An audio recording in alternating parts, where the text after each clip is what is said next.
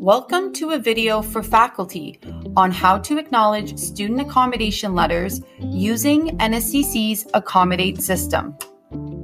Accessibility Services has moved to a new, modern system called Accommodate to help coordinate supports for students with disabilities. In Accommodate, you can easily view up-to-date academic accommodation letters for all of your students all in one place. You can access Accommodate through Brightspace or directly through the NSCC website. Accommodate uses single sign-on, so if you are already logged into your NSCC account, you won't need to sign in again.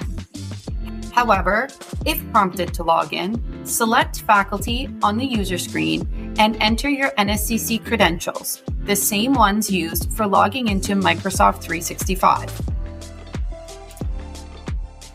Both faculty and students will be requested to acknowledge accommodation letters. Once you have logged into the Accommodate system, navigate to the left-hand menu and click on Accommodation Letters. This is where you'll see a list of accommodation letters available for your review. They will be flagged with a black box saying Requested.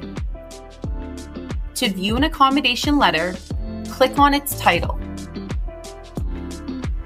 After reviewing the letter, acknowledge that you've read it by typing your name in the text box provided.